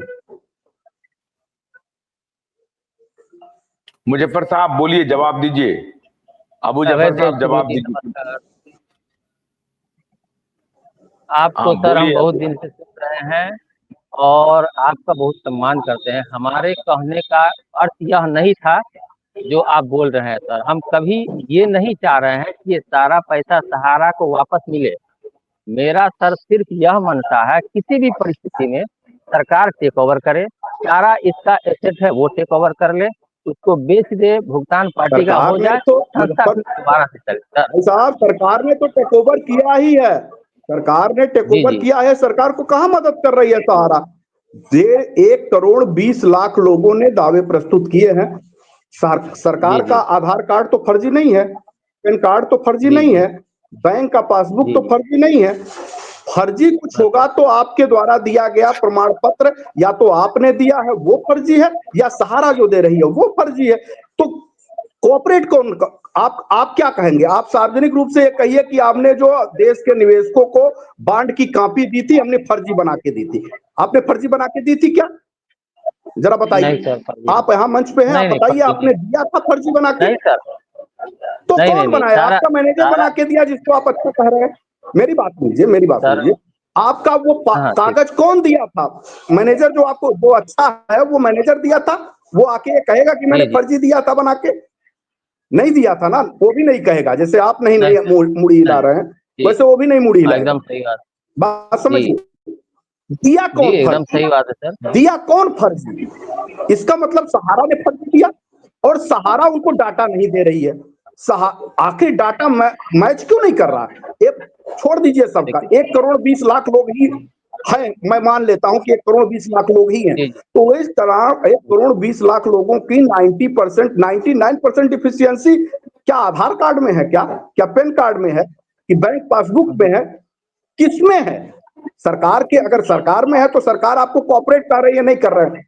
आप लोग जब ये कहते हैं सरकार कोऑपरेट नहीं कर रही है, सरकार कोऑपरेट नहीं कर रही है, तो यकीन मानिए गुस्सा आती है। सरकार तो आपके 4000 5000 लोगों के खड़े होने से 5000 करोड़ ले आई ना, तो आप कह रहे हैं सरकार दोषी है, सरकार दोषी है।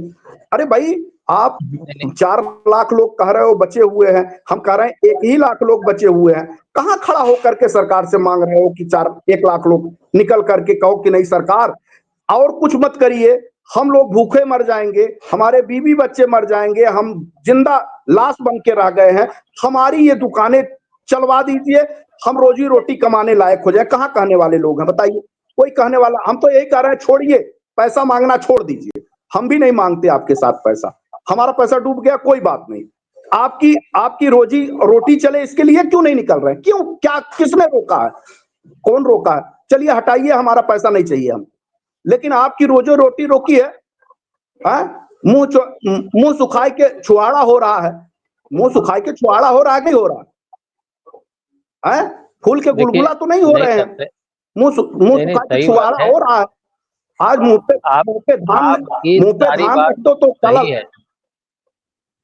नहीं, हमारी सारी बात सही है, लेकिन सहारा सही है, उसके बाद भी सहारा सही है, उसके बाद भी ये नहीं बोल रहे सही है, उसके बाद भी हम आप हमारी बात, ये तो भाई बात वही हुई ना। बात को अन्यथा ले रहे हैं, हम सहारा का समर्थन हम नहीं कर रहे हैं। आप बात को गौर कीजिए। अन्यथा नहीं ले रहे हैं भाई, हम आपकी बात में आपकी बात मिला रहे हैं कि चलिए हम आपकी सारी बात, आप जैसे आपने कहा ये बात कि हमारे मैनेजर साहब बहुत अच्छे हैं। अरे कौन मैनेजर अच्छा है जिसने आपको 3 करोड़ की लायबिलिटी आपके सर पे फेंक दिया और आपके दरवाजे पे लोग कागज की जगह कागज और डंडा लेके पहुंचे? वो मैनेजर साहब अच्छे हैं जो हालचाल लेने नहीं आते? वो मैनेजर साहब अच्छे हैं? जरा कहिए कि हमारे 50 लाख रुपए की लायबिलिटी है, 2 लाख रुपए हमको दिलवा दीजिए, हम एक गरीब आदमी की मदद कर दें, उसका पैसा फंसा हुआ। अभी बताएंगे मैनेजर साहब अच्छे हैं कि नहीं अच्छे हैं? कोई मैनेजर नहीं अच्छा है, मैं आपको बता देता हूं। आपको आप दिग्भ्रमित हैं।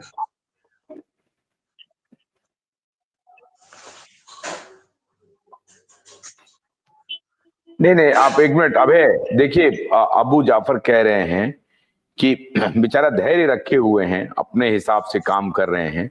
वो ये कह रहे हैं कि उनकी कोई ये नहीं है। कौन धैर्य रखा सर? कौन धैर्य रखा? मैं होता अबू जाफर जी धैर्य रखे हुए हैं, आप इस बात को समझिए, ऐसा नहीं है। अन्याय सर, अबू बाकर जी को हम लोग देख रहे हैं सामने, 4 साल बाद दिखाई दे रहे हैं। ये हम लोगों को देखते हैं रोज, 4 साल बाद देख रहे हैं। अगर इनका जांच करा दिया जाए तो उनको लगता है टीबी की बीमारी नजर आ जाएगी, ऐसी शरीर लग रही है इनकी। मैं बुरा ना लगिएगा, आप एक अच्छे खासे शरीर के हिष्ट पुष्ट शरीर वाले रहे होंगे हैं, और आज क्या हालत कर दिया है सहारा ने आपको। मैं आप ही की पीड़ा कह रहा हूं, आप ही का दर्द। हम तो आपके चेहरे को देख करके बड़ा दुखी हैं कि 4 साल बाद आप निकले भी हैं तो आपके चेहरे की रौनक गायब है। उसी मैनेजर के नाते, जिस मैनेजर को आप कह रहे हैं बहुत अच्छा है। तब मैनेजर अब बेईमान है।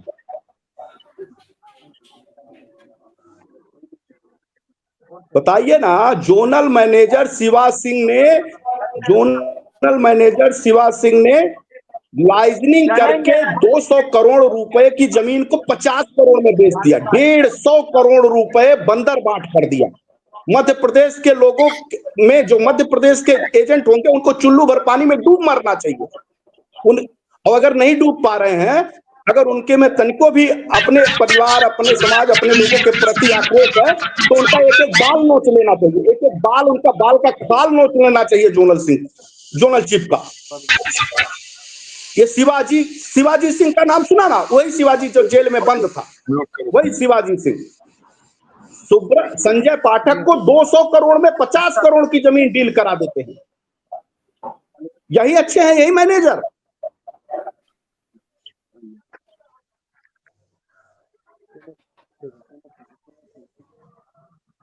अबू जाफर जी बोलिए। नहीं सर, अभय देव शुक्ल जी का सारी बात सही है, उनका सारा बात हम सर माने ले रहे हैं।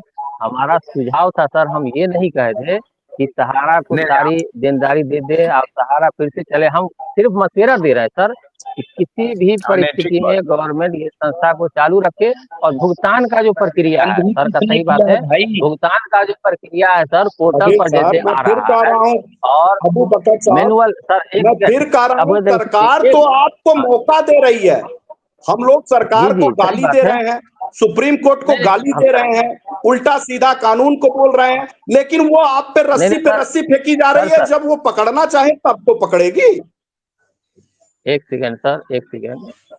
यहाँ मतलब ब्रांच में जो काम होता था सर, मैनुअल हम लोग भरते थे। अभी ऑनलाइन वेरीफाई कर रहे हैं। ऑनलाइन वेरीफाई में छोटा छोटा मामला को लेकर के डिफिशियंसी आ रहा है। भुगतान का जो प्रक्रिया है सर, उसको नॉर्मली भी किया जा सकता है। जैसे कोई बैंक के थ्रू कर दे कि ओरिजिनल पेपर वो लेके आवे, वो जमा करे और उसको वेरीफाई करके उसका भुगतान कर दे, चेक दे दे, ऑनलाइन ट्रांसफर कर दे। जब आधार से लिंक अकाउंट में ही पैसा जाना है सर, तो फिर इतना मामला क्यों पेमेंट के लिए? सहारा गलत है, हम उसको ही नहीं कर अरे रहे, भाई, डिफाइन कर रहे हैं सर। इसके लिए इसके लिए वही 1 लाख लोग जो बचे हुए कह रहे हैं उसको निकलना चाहिए ना कहने सरकार से। आखिर जी निकल क्यों नहीं रहे जी हैं? जी सर, नहीं निकलने का कारण यह है कि लोग इंतजार कर रहे हैं कि मामला सोल्व हो जाएगा, फिर से सारा काम शुरू हो जाएगा, किस तो बात नॉर्मली का काम हो जाएगा। किस जब बात का नहीं कि होगा सर, 200 तो लोग करोड़ रुपए घबराएंगे भी। 200 करोड़ रुपए 50 करोड़ में बेच दिया जाए इस नाते? 200 करोड़ सर रुपए की इतना जमीन 50 करोड़ में बेच के खत्म कर दी जाए इस नाते? नहीं नहीं इस नाते इंतजार नहीं कर रहे सर, हैं? नहीं। अरे हुआ ना, ऐसी 50 जमीनों की लिस्ट मैं दे रहा हूं आपको, उसमें आपका भी हिस्सा हो सकता है, आपके भी लोगों का हिस्सा हो सकता है। 50 जमीनों की लिस्ट मैं आपको दे रहा हूं। ये उजागर करने का काम ही आंदोलन के लोग कर सकते हैं। आप नहीं कुछ कर सकते कि आपकी जमीनें कहां है। पटना में बिक गया, किसी ने नहीं बोला। उत्तराखंड में बिका 500 550 एकड़ जमीन। यहाँ आरसी पाल जी बैठे हुए हैं, उन लोगों ने हल्ला मचाया, इनका साथ किसी ने नहीं दिया।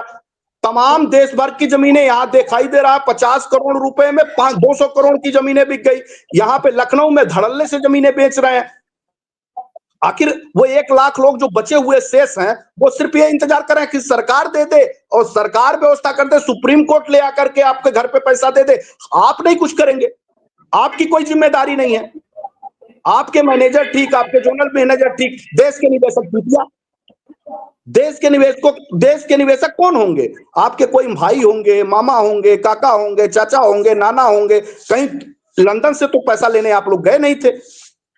आप उन्हीं लोगों को तो मूर्ख बना रहे हैं, किसी और को मूर्ख बना रहे हैं क्या? उन्हीं लोगों को तो चूतिया बना रहे हैं भाई। एक पराका एक सीमा तक है ना।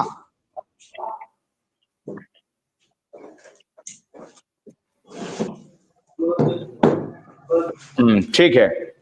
नहीं, लेकिन अबू जाफर जी की सलाह ठीक है और वो सही कह रहे हैं कि सरकार को इस दिशा में सोचना चाहिए कि कैसे लाखों कार्यकर्ताओं का रोजगार। आशुतोष सर, मुझे ऐतराज है इस बात पे, मैं फिर कह रहा हूं, मुझे ऐतराज है इस बात पे, तभी मैं बोल रहा हूं।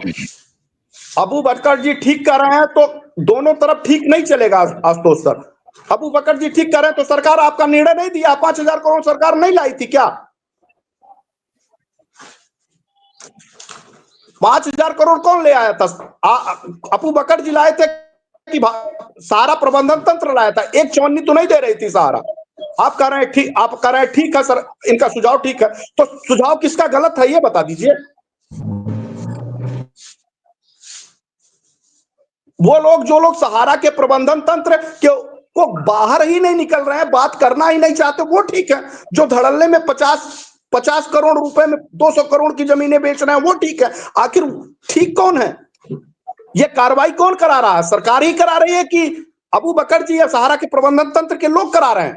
कौन करा रहा है? ये सरकार ही कार्रवाई करा रही होगी, सरकार ही कर रही होगी ना कार्रवाई।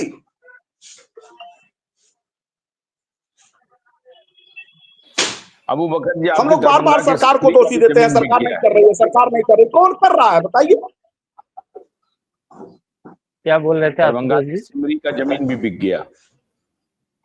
सर वो तो हमारे ब्रांच के बगल में भी था सहारा का, वो क्या कहते हैं 2016 में ही बिक गया। दरभंगा में एक और आप था, यहाँ बताइए, पर दरभंगा 2016 में इनके ब्रांच के बगल में बिक गया। सर आपके बगल में बिक गया, आपको कोई मतलब नहीं, वो पैसा आपका नहीं था। सर उस वक्त हम लोगों के यहाँ लेन देन, हमारे ब्रांच में पर्सनली कोई दिक्कत नहीं था। और हम आपको बताया सर कि हम ज्यादा दिन से नहीं जुड़े हुए हैं, हमको ज्यादा जानकारी नहीं है। हम अपना एक मशवरा रखते हैं सर, आप उसको बहुत सीरियसली ले लिए। हम आपका बहुत सम्मान करते हैं और आपके इसमें भी जुड़े हुए हैं हमारी सर, बात सुन ग्रुप लीजिए, में भी। आप अब हम हमारे कहीं से आप भी हमारे बहुत शुभचिंतक हैं। सर आप हमारे हम बहुत कहीं मैं से भी आपका बहुत सहारा का शुभचिंतक हूँ, समर्थन लेकिन नहीं कर आपके ही रहे हैं। माध्यम आप से बात देश के एजेंटों को भी बताना है। जी, हम आपका विरोध नहीं कर रहे हैं, आपका कटाक्ष नहीं कर रहे हैं, हम आपका सम्मान करते हैं, आपके साथ हैं। हम अपना एक मशविरा सर यह दिए हैं आशुतोष जी के माध्यम से कि जो भुगतान का प्रक्रिया है वो थोड़ा सरल सर हो मैं जाता तो आपसे अच्छा रहता। सर हम आपसे निवेदन करेंगे, सर हम आपसे निवेदन करेंगे कि आप अपने इर्द गिर्द जितने जो निवेशक हैं, एजेंट हैं, उनसे ये कहिए कि आंदोलन में खड़े होइए। आप क्यों ये बात कर रहे हैं कि सहारा को रिलीफ मिल जाए? सहारा को रिलीफ लेना होता, सहारा खुद ही रिलीफ के लिए प्रयास करती ना।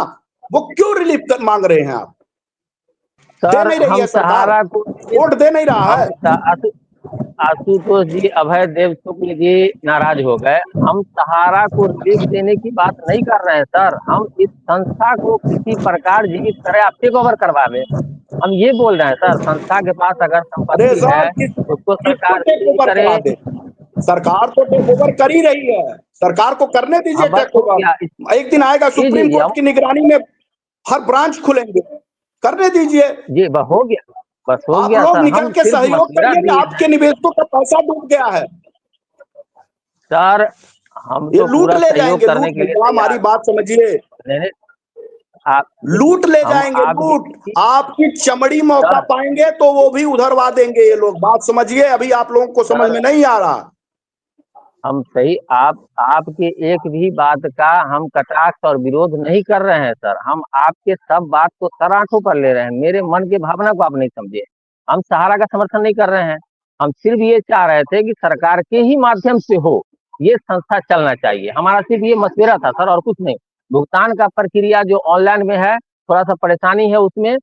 फिजिकल लेकर के पेपर कोई संस्था में या कोई बैंक में अगर जमा हो और उसका चेक दे दे, पेमेंट हो जाएगा इजी वे में, अगर गवर्नमेंट के थ्रू होती है। ये मशविरा था सर, हम जोर जबरदस्ती नहीं कर रहे हैं। आप इसको सीरियसली अपने पर नहीं लीजिए चलिए और कहीं एक से सूचना यह नहीं समझिए। अपने पे नहीं, मेरा कुछ अपना है, मेरा कुछ अपना नहीं है। सुनिए, मेरा कुछ अपना अपने पे नहीं ले रहा हूं। मैं एक ही चीज जानता हूं कि माननीय सुप्रीम कोर्ट में सॉलिसिटर जनरल भारत सरकार गई थी और वहां से 5,000 करोड़ ले आई है। उस पे 3 कमेटी बैठी हुई है।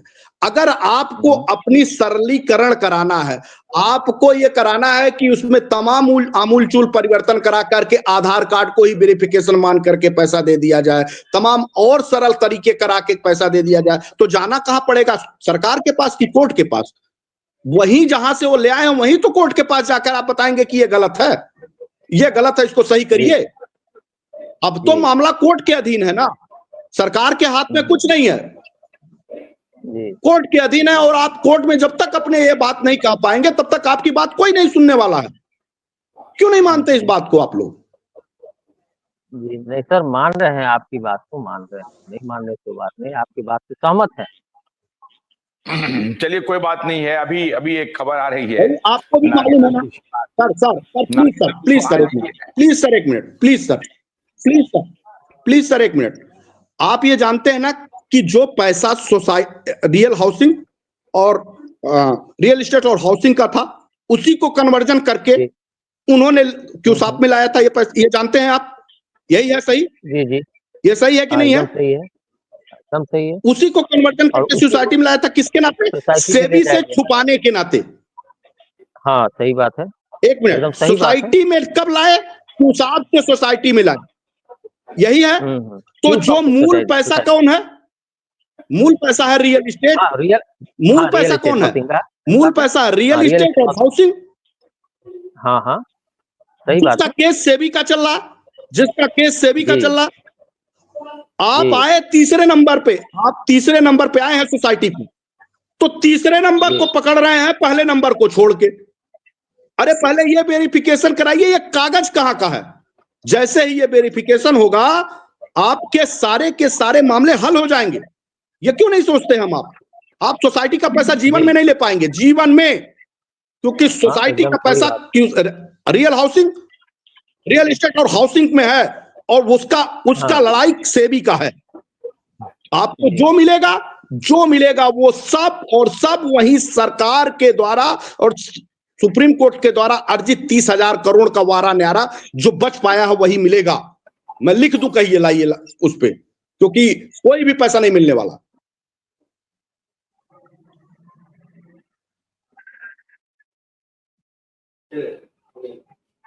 ठीक है, कल बात करते हैं कि पैसा मिलेगा कि नहीं मिलेगा। अभी नागेंद्र कुशवाहा और उनकी टीम जो है वो मुख्यमंत्री आवास पहुंचे हैं और उनकी शायद मीटिंग होने वाली है, तो कल अपडेट देंगे कि क्या मीटिंग हुई और क्या बात हुई। अभी उन्होंने मुझे फोटोग्राफ भेजे हैं कि मैं मुख्यमंत्री आवास पहुंच गया हूं, और जरा फोटोग्राफ एक दो अगर दिखा सकते हैं तो दिखा दीजिए अभी। अच्छा, कोई बात नहीं है, तो कल बात करते हैं कल मुख्यमंत्री से क्या उनकी बात हुई, उन्होंने क्या आश्वासन दिया है, और अभी जो इन्होंने कहा है अभयदेव जी ने कि किसी को कोई पैसा नहीं मिलेगा, तो ये अभयदेव जी कल और स्पष्ट करें कि पैसा क्यों नहीं मिलेगा। तो फिर ये लड़ाई किस चीज का लड़ रहे हैं? निश्चित जो सेबी के द्वारा अर्जित किया गया पैसा सरकारी खजाने में है, उसके सिवा इनकी इतनी बड़ी प्रोपोगंडा है, उस प्रोपोगंडा के आधार पे एक भी रुपया नहीं मिल पाया, क्योंकि इनके पास कुछ है ही नहीं।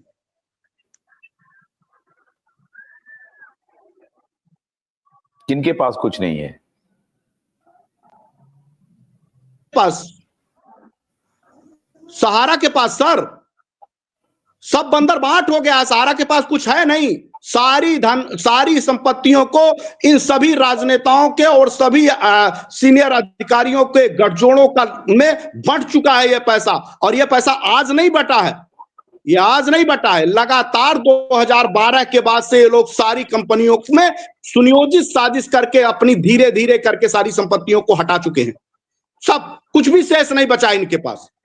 जो पैसा है वो सहारा और सेबी में द्वारा जो सुप्रीम कोर्ट ने वहां पे रुकवा रखा वही पैसा है, और जो लड़ेगा वही पैसा पा जाएगा। उसके सिवा मैं लाइए, मैं किसी स्टाम्प पेपर पे लिख कर दूं, ये ना ऑफिस खोल सकते हैं और ना सोसाइटियों का 1 रुपया ये दे सकते हैं।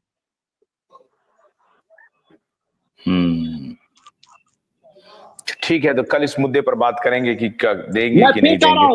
मैंने 4 साल पहले इस आंदोलन को शुरू किया था और जो कहा था एक एक बात सही है, और आज मैं फिर आपके मंच पे दावा कर रहा हूं, सिवाय 30,000 करोड़ रुपए के देश के किसी भी निवेशक को 5 रुपया नहीं मिलेगा, नहीं मिलेगा और नहीं मिलेगा। जो तो लड़ेगा वही पालेगा। 86,000 करोड़ का डिमांड है। कुछ भी नहीं है सर, ये हवा है। कुछ भी नहीं है सर, ये हवा है। कुछ भी नहीं है सर, ये हवा है। ये प्रायोजित प्रोपोगंडा है, कुछ भी नहीं है। किसका प्रायोजित प्रोपेगेंडा है? सहारा का प्रायोजित प्रोपोगंडा है सर। पूरी सिंडिकेट मिली हुई है इस प्रायोजित प्रोपोगंडा करने में। देश के निवेशकों के हाथ कुछ भी नहीं लगने वाला है। अगर वो लड़ेंगे सुप्रीम कोर्ट जाकर के, वही 30,000 करोड़ रुपए साबित कर पाएंगे तो पैसा मिलेगा, अन्यथा कुछ भी पैसा नहीं मिलने वाला है। साबित वो भी करना पड़ेगा, इन लोगों को बताना पड़ेगा कि हमारा कन्वर्जन हुआ है, हमारे कन्वर्जन करके सहारा के सेबी के मामले को उलझाने के लिए कन्वर्जन कराया गया। जो साबित कर ले जाएगा उसको पैसा मिल जाएगा। कुछ भी नहीं होने वाला है।